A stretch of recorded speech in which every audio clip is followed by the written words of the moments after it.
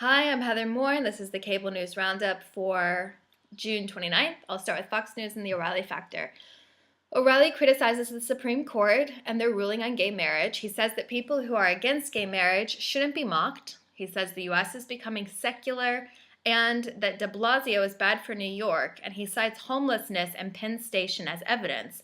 The segment is not about there being a problem with people being homeless. Rather, it's a shame that normals have to see them loitering around Penn Station. And Chris Hayes apologized on air for attributing the view that the Confederate flag represents bravery to Bill O'Reilly. The Kelly File, she talks about the death of sometimes drug dealer Freddie Gray. There doesn't seem to be any new news about the case. She's just questioning the reliability of the key witness, and she says the prosecutor does not have the proof.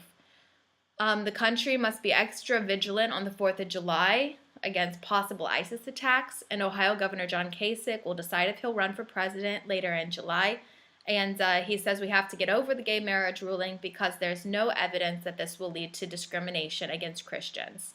On Hannity, Ted Cruz is on to say the Supreme Court's ruling on gay marriage is an attack on Christianity and political activism at its worst. Hannity has another segment about religious freedom being violated in the wake of the marriage equality ruling. And authorities are concerned there could be an ISIS attack on the 4th of July.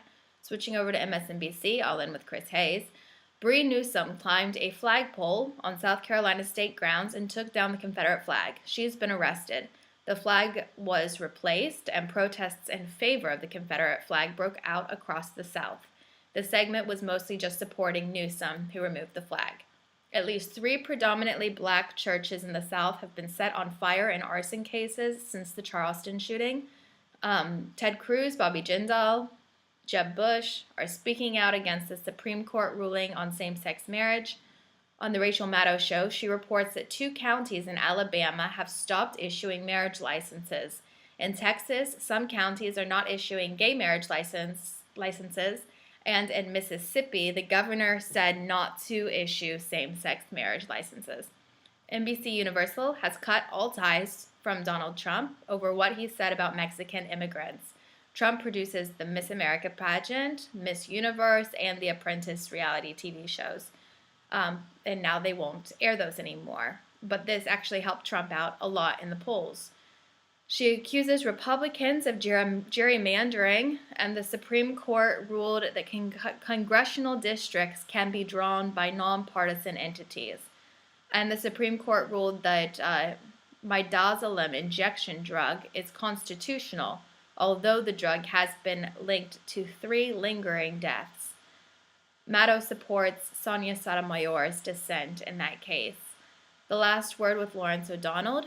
LGBT rights activist George Takei is a guest to talk about marriage equality and Donald Trump.